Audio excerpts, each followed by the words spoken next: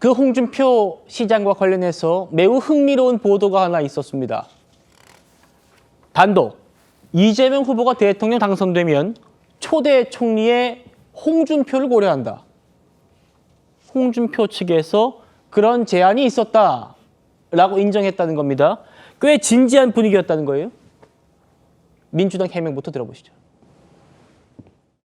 민주당이 사실 누군이라고 하긴 했지만 홍준표 시장의 총리직을 제안했고 검토를 하고 있다, 뭐 얘기가 나오고 있다 이런 얘기가 나오는데 민주당이 사실 누군이라는 입장이 그대로. 예, 맞습니다. 사실무근입니다. 아마 홍준표 시장 쪽에서도 그렇게 입장을 얘기한 것으로 알고 있습니다. 예, 사실무근입니다. 서 위원장님, 홍준표 시장도 저런 보도는 선거용이다. 나를 이제 탕평 통합 차원에서 총리로 쓰겠다는 건 그런 일 없다라고 부인했습니다만 양측에서 부인은 했어요.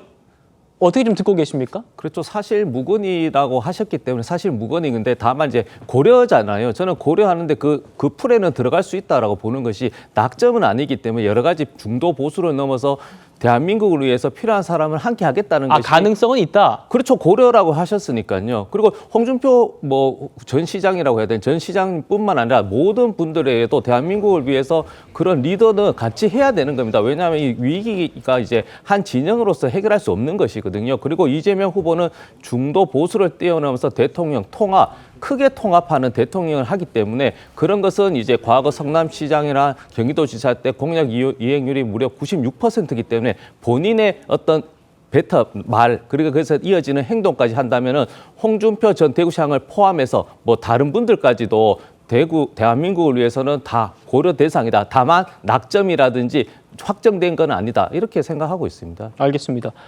양쪽 모두 사실 무근이라고 합니다만 가능성은 또 있다는 말씀이고 최근에 홍 시장이 하와이에 가 있잖아요. 그 하와이에서 올리는 글들을 보면 정말 가능성은 열려 있는 것 같다라는 생각도 듭니다. 30년 전에 정치를 모를 때 노무현 전 대통령 권유에 따라서 꼬마 민주당이 갔더라면 이런 의리, 도리, 상식이 전혀 통하지 않는 당에서 오랫동안 가슴앓이는 안 했을지도 모른다.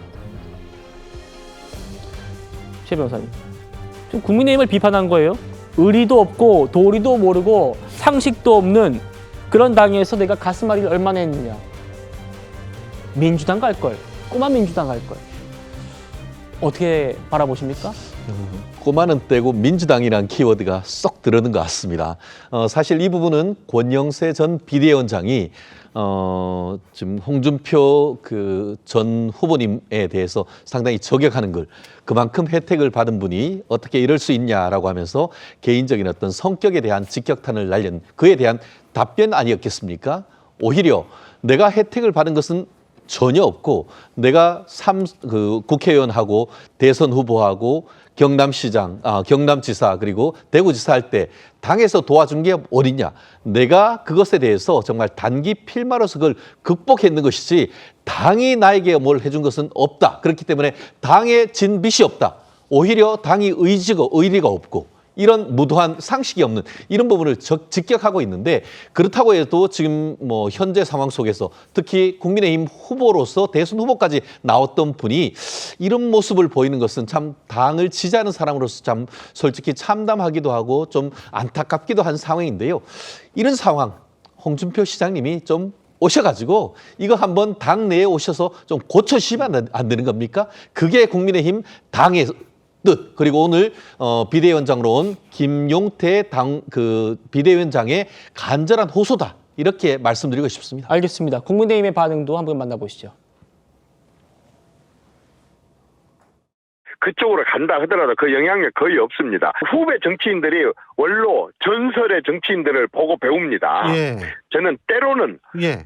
그런 어마어마한 큰 정치인들은요, 침묵이 저렇게 말씀 많이 하신 것보다 훨씬 더 큰 교훈을 줄 수 있고, 알겠습니다. 또 많은 부러움을, 존경을 받을 수 있게 되기 때문에 예. 좀 침묵을 택했으면 어쩔까 하는 그런 바람을 좀 보내봅니다. 30년 전 정치 모를 때 꼬마 민주당 갈 걸 이런 말씀 마시고 좀 침묵하시지 그랬느냐.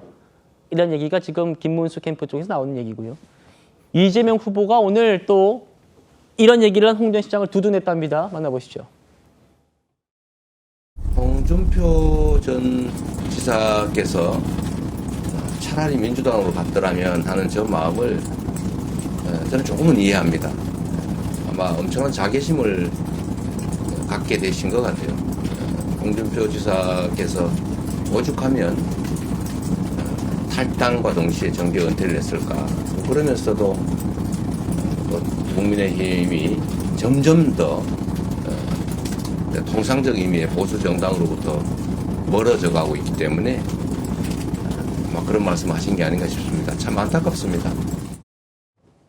김병주 의원님. 네. 일단 홍준표 총리 기용설, 물론 이재명 후보가 대통령 당선됐을 때의 얘기입니다만, 홍준표 시장 얘기 보시죠. 대선 끝나면 돌아가겠다. 이번에 누가 대통령이 되든 이 몹쓸 정치판 대대적으로 청소했으면 좋겠다. 뭔가 좀 정계 은퇴를 했는데도 여지를 남긴 것 아니냐라는 해석도 있습니다. 그렇습니다. 정계 엔트를 했으면 아예 SNS를 끊었으면 좋겠는데 하와이 계시면서도 계속 말씀을 하시니까 국민의힘에서도 그렇게 좋은 코멘트는 나오지 않다고 생각합니다. 근데 저는 뭐 여러 가지 많은 이야기 오가는 걸 다 무시하고 봤을 때 김대중 전 대통령께서 초대 비서실장으로 김중건 비서실장을 택했다는 것이 상당히 의미 있는 그 포석이었다라는 역사적 평가가 있거든요. 실제로 이재명 대표가 진정한 의미에서 통합을 위해서나 안정적인 국정을 위해서 홍준표 본인도 사실은 윤석열 정권에서 총리를 한번 하고 싶어 했던 분이었기 때문에 이제 그런 측면에서는 진중하게 고려할 대상도 된다. 그렇게 보여집니다.